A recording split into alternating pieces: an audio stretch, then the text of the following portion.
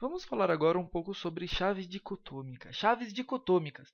Chaves dicotômicas são ferramentas muito poderosas para facilitar a vida de quem quer identificar uma espécie. Então, um taxonomista recebe esse ser vivo, por exemplo, esse ser vivo que foi inventado, mas poderia ser um ser vivo real, e ele tem que identificar. Muitas vezes o taxonomista já sabe qual é a espécie, outras vezes não. Se ele não sabe, ele vai usar uma chave dicotômica que foi feita por ele ou por outra pessoa para tentar identificar. Então, nós temos aqui uma chave dicotômica. E por que ela recebe esse nome, dicotômica? Esse prefixo di significa dois. Então, o que tem em duplas aqui? O que tem em duplas é o seguinte: uma chave dicotômica é formada sempre por uma condição, né, uma característica ou algum caráter que varia entre as espécies a serem identificadas. Então, nesse caso, forma do corpo.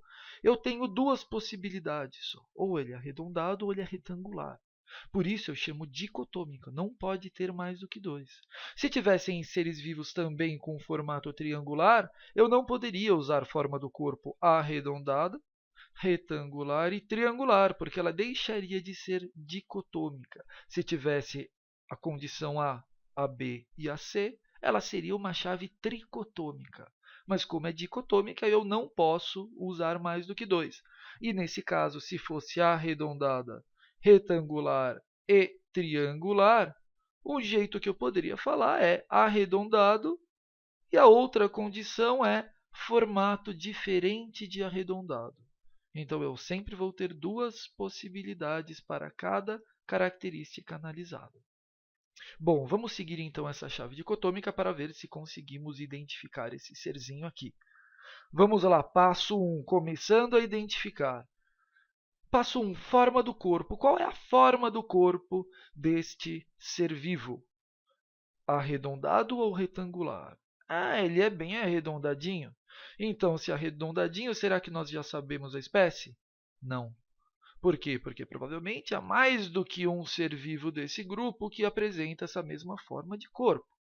Então, é arredondado, eu tenho que seguir para o passo 2. Onde está o passo 2? Aqui. São os olhos que serão investigados agora. Eles podem ser ausentes ou presentes. Vamos ver aqui no nosso bichinho aqui. Esse bichinho tem olhos ou não tem olhos? Tem olhos, dois olhos. Então, os olhos estão ausentes ou presentes? Estão presentes. Será que já é suficiente para identificarmos? Olhos presentes, siga para 3, ainda não. Então, vamos seguir para 3. Passo 3, forma das orelhas. Duas possibilidades de novo. Podem ser pontudas ou arredondadas. Essas orelhinhas são bem pontudinhas. Então, seguindo pontudas, opa, chegamos no nome de uma espécie. Ou seja, conseguimos identificar o nosso serzinho. O nome da espécie desse ser é Fuslus e está respeitando direitinho as regras de nomenclatura biológica. Por quê? Porque o nome da espécie é binomial, dois nomes formando o nome específico. O primeiro nome, que é o nome do gênero com letra maiúscula, o epíteto específico em letra minúscula. E o nome da espécie, composto pelos dois nomes, está em itálico, ou seja, está destacado. Vamos identificar mais um ser vivo para ver se vocês pegaram o jeito. O nosso próximo ser vivo é esse serzinho bastante esquisito. Vamos lá, forma do corpo, passo 1. Arredondado ou retangular? O corpo é retangular dessa vez, então não vamos seguir para 2, seguiremos para 4. Onde está o passo 4? Onde está? Está aqui. E dessa vez a cauda será analisada. A cauda pode ser presente ou ausente. É presente ou ausente? É presente ou ausente? Ela é presente. Eu tenho um rabinho aqui. Se é presente, será que eu já consigo identificar? Não. Eu preciso de mais um passo. Siga para 5. Passo 5. Aqui, tamanho da cauda em relação ao tamanho do corpo. A cauda pode ser mais curta do que o corpo ou mais longa do que o corpo. Vendo a cauda aqui, nós percebemos que a cauda é longa. Se nós esticarmos essa cauda, ela será muito mais longa do que o corpinho retangular desse bichinho. Então, se ela é mais longa, seguindo a linha pontilhada, chegamos no nome de uma espécie. Então, essa espécie se chama Pus-gus. Então, nós poderíamos identificar qualquer ser vivo que está presente aqui nessa chave. Se nós tentássemos identificar e não conseguíssemos identificar usando essa chave, provavelmente essa espécie que nós estamos analisando não pertence a esse grupo.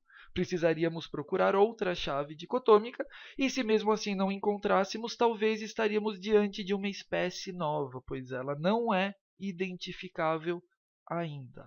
Ok? Agora vamos construir uma chave dicotômica.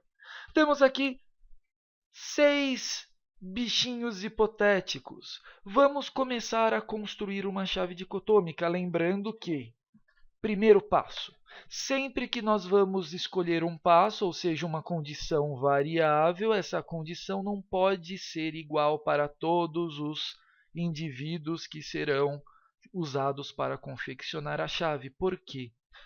Nós vamos usar a chave dicotômica para identificar. Nós temos que saber qual é qual. Então, imagine que eu digo para você, olha, eu estou pensando em um aluno da sala de aula, algum colega seu, e eu quero que você descubra. E para isso você pode me perguntar uma pista. E você fala, professor, qual é essa pista? Eu gostaria de uma pista para tentar adivinhar que aluno você está pensando, em quem você está pensando. E eu te dou uma ótima dica, eu falo, esse aluno tem cabeça. Não é uma informação assim das melhores, né? Eu acho que não tem muita utilidade para identificar quem eu estou pensando. Por quê? Porque todos os alunos têm cabeça. Então, uma informação dessa não é útil. Então, temos que pegar sempre uma característica que varia entre os indivíduos. Porque através da diferença entre eles eu consigo diferenciar. Isso mesmo, eu consigo identificar através de diferenças. Então, a forma do corpo, ela pode ser, olha que sorte, só tem 2 tipos de forma de corpo. Então, eu tenho os arredondados e os retangulares. Arredondado, eu já sei que espécie é? Não. Por quê? Porque eu tenho 3 espécies com corpo arredondado. Então, siga para 2, porque eu preciso de um outro passo para conseguir identificar. E retangular, eu tenho só um? Não. Eu tenho 3 também. Então, eu vou precisar de outro passo. Vamos deixar essa parte para depois. Vamos resolver o problema dos arredondados. Vamos identificar esses 3.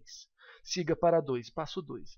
Que característica varia entre eles? Eu enxergo várias. Eu enxergo as orelhas, podem ser pontudas ou arredondadas.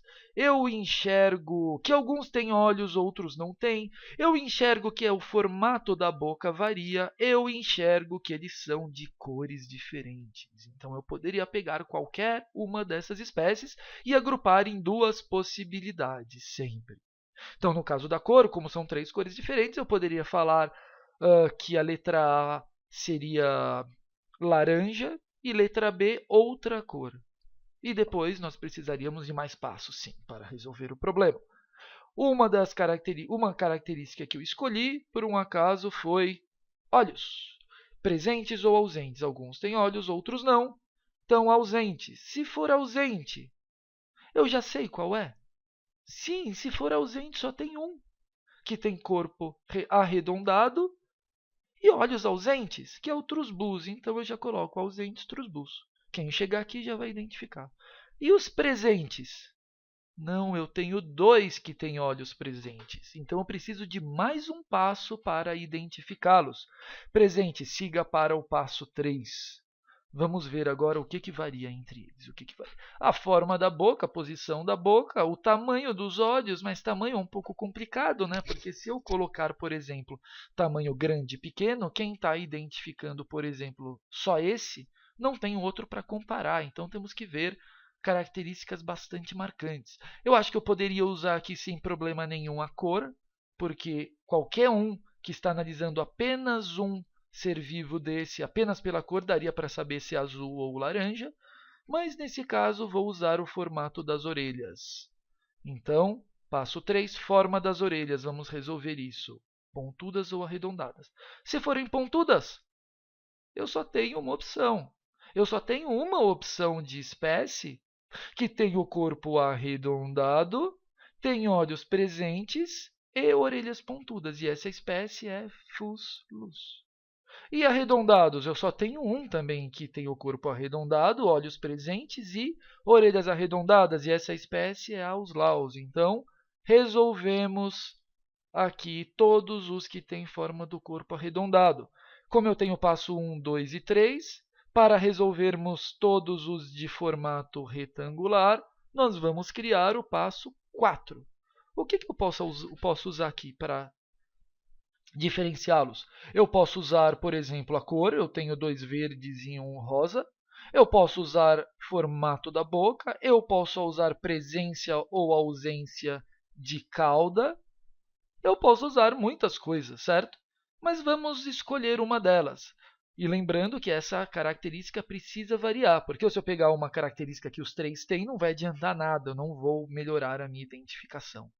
Então, nesse caso, eu vou utilizar a cauda, se ela é presente ou não, ou se ela é ausente.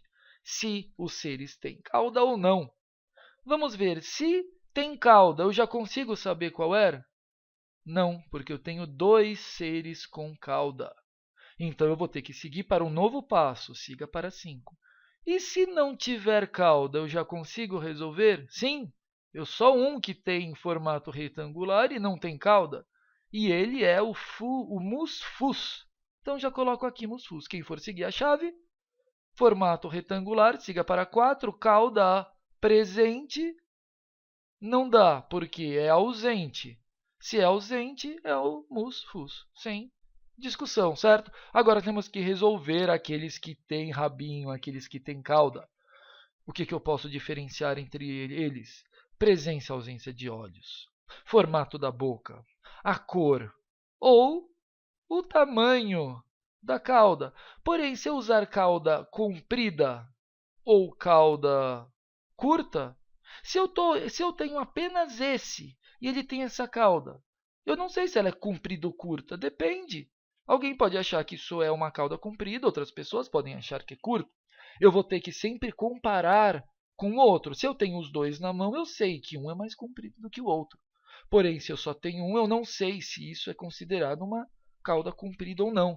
Então, eu vou usar uma comparação para, se eu tiver apenas um ser vivo na mão, já ser suficiente. Então, eu vou comparar o tamanho da cauda com o tamanho do corpo. Essa cauda é menor do que o corpo. Essa cauda é maior do que o corpo. Então, mesmo se eu tiver apenas um indivíduo, eu consigo, através dessa característica, já saber claramente de qual espécie eu estou falando. Se a cauda é mais curta do que o corpo, só tem um, e é o Pusgus. Se a cauda é mais longa do que o corpo, é o Vusnus. Pronto, eu tenho a minha chave completa. E como eu sei se ela está boa? Uma forma muito útil de descobrir se ela está boa, primeiro, é dar uma olhada, ver se ela está coerente. Mas um jeito muito interessante é pegar essa chave dicotômica, escolher uma espécie e entregar para um amigo, ou para o pai, ou para a mãe, ou para o tio e falar: descubra que espécie é essa. E você dá apenas a imagem de um indivíduo, né? De uma espécie, e fala: use a minha chave para tentar identificar. Se conseguir, pega outro, só um. Mas, de novo, né? Um isolado. Tente identificar aquela agora. Se ela conseguir de novo identificar sem problema, então a sua chave é uma chave bastante bem feita e pode começar a ser usada. Ok? Então, espero que vocês tenham entendido como confeccionar também uma chave dicotômica. Tudo bem? Então, é isso.